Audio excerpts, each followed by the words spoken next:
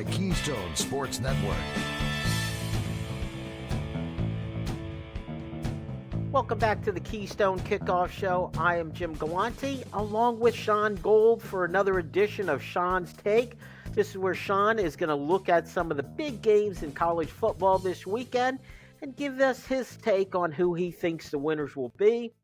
Last week, Shaun, 500, 2-2-1. You know what? A couple of those California teams you were saying ahead of the time, they let you down, didn't they?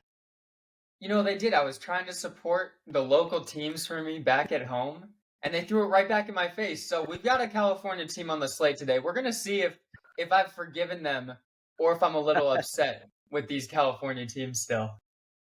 Well, there are new Big Ten buddies. UCLA, USC let you down. But, Shaun, I've been telling you, I've been riding the Nittany Lions from the start. You got off their bandwagon a couple weeks ago. I told you that was a mistake. And as I tell you regularly, I don't like doing I told you so, but I told you so. You were smart enough to hop back on that train. We've got now the biggest game of the year for the Nittany Lions. They are at Columbus to play the Buckeyes. And as I see it, Ohio State has they are 4.5-point favorites right now. That could change a bit between now and the game, but let's work with 4.5 points. Shaun, are you still on the Penn State train with me? Well, you know what they say. If it ain't broke, don't fix it. The Nittany Lions are a perfect 6-0 against the spread this season. And yeah, I regret getting off the train that 1 week. A lowly week for me against Iowa. Now Penn State faces their toughest opponent to date on the road. This is a big-time game. It's the first time Penn State will be an underdog this season. So the stakes are high here. And Penn State's defense has been one of the best units in all of college football all season long. And luckily for Penn State, my biggest concern about Ohio State is their Ohio State offense. That's the big question mark for Ohio State. I don't think we're going to see a lot of points scored in this game. I think it's going to be a gridlocked game. Could end up looking like that Notre Dame-Ohio State game. But in the end, I think for the first time since 2016, we will see the Penn State Nittany Lions take down the Ohio State Buckeyes. And I'd also like to add, this game could be huge because it can be the first time since 2011 that Penn State would beat Ohio State in Columbus, Ohio. So Penn State fans, I think it's going to be a good week. I'm back on the Penn State train. I'm staying on it. Let's get Penn State to get this win and cover this spread.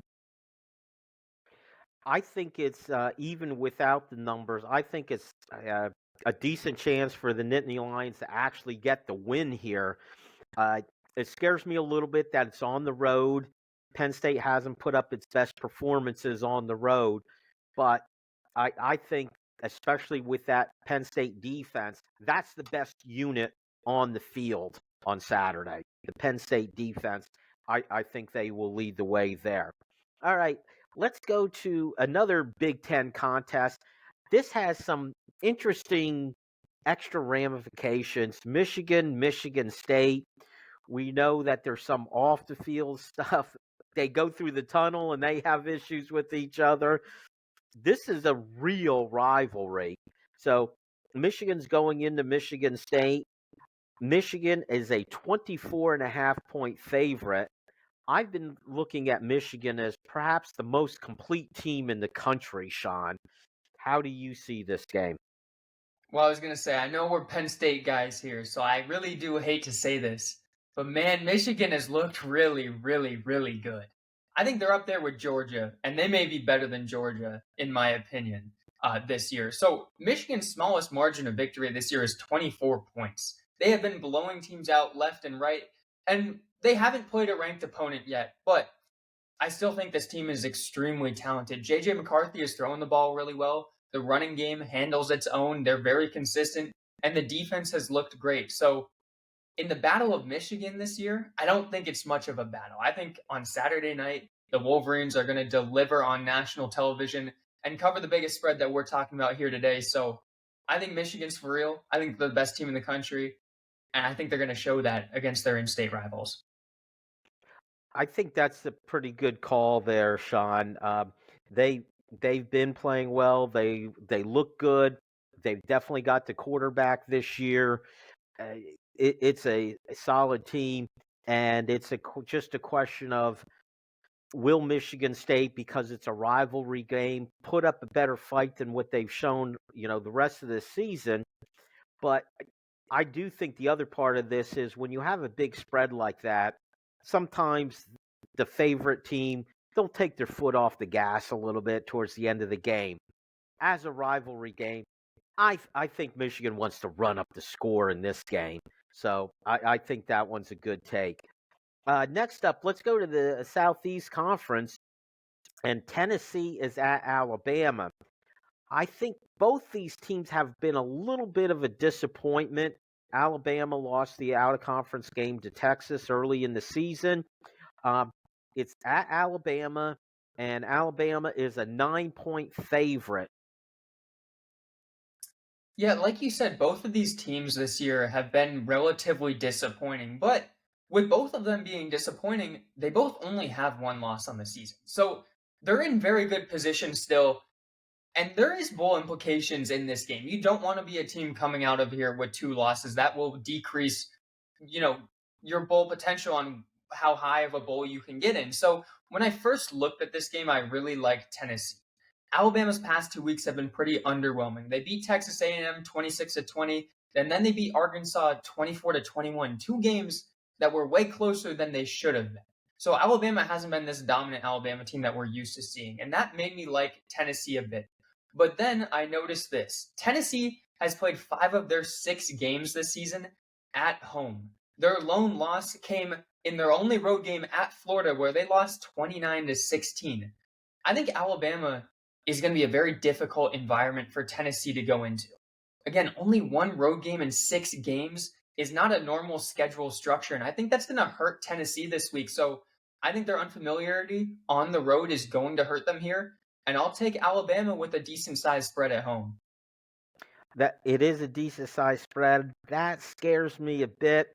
Boy, that one I'm just staying away from, Shaun. I'm not sure I like either one.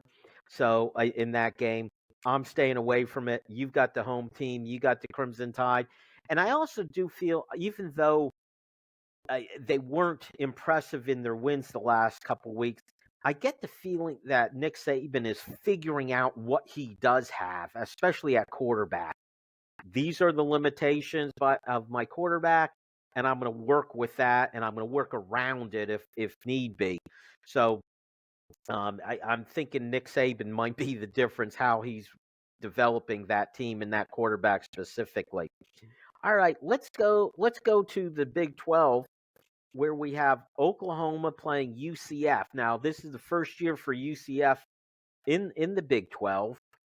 They have not been very impressive at all. And you've got Oklahoma, who, off their big win against Texas, they're the undefeated team. They're the big dog in the Big 12. And Oklahoma is home, and they're a 19-point favorite, Shaun. I would like to say Oklahoma, like Penn State, is a perfect 6-0 against the spread this year. So we have another great team against the spread. They're only one of the very few teams that are perfect against the spread.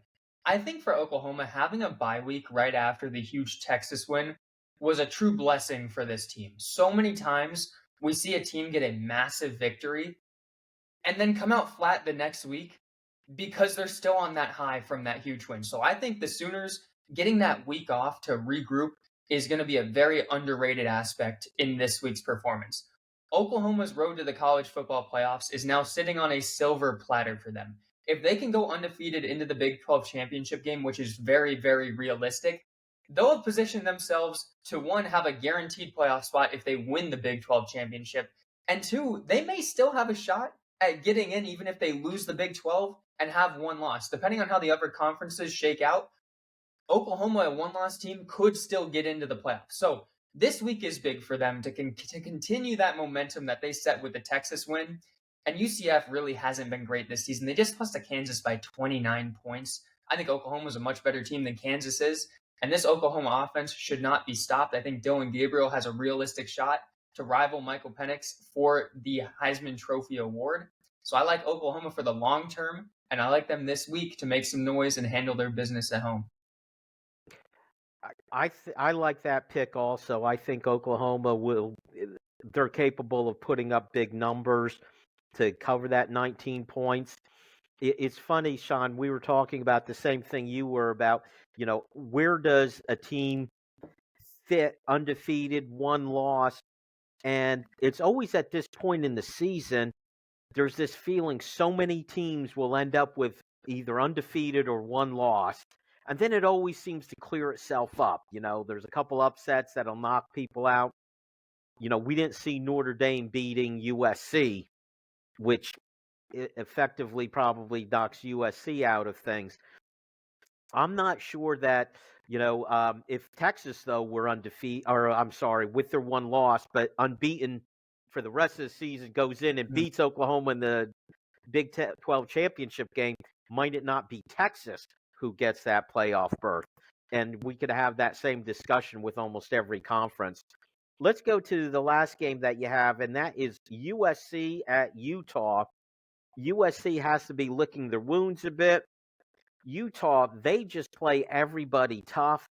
They have their, Cam Rising has been out, their quarterback. It's at Utah. USC is a 7-point favorite, Shaun. When I first looked at this game, I immediately jumped onto Utah.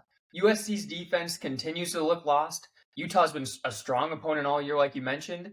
And then the more I thought about it, my opinions started to sway. The entire college football world just saw Caleb Williams throw 3 interceptions last week. And I think there are definitely some overreactions to that performance. If you look back at the numbers, and if you don't believe me, go and check this. The Notre Dame game is the only bad football game Caleb Williams has played since his high school days. This was his first truly bad performance in college, so I'm not going to get worked up about it.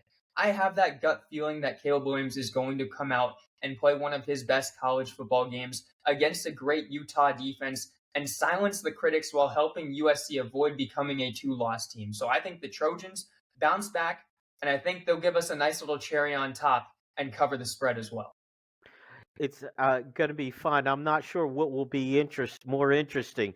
USC's really good offense against Utah's really good defense, or the other way, Utah's bad offense against USC's bad defense. All right, Shaun, that's it. Real quickly, Penn State, Oklahoma, Alabama, Michigan, and USC. Those are Shaun's picks. Good luck. Fingers crossed, Shaun. Hopefully you'll get a lot of wins this week. Thank you all for listening. Make sure you join us next time on the Keystone Kickoff Show. Keystone Sports Network.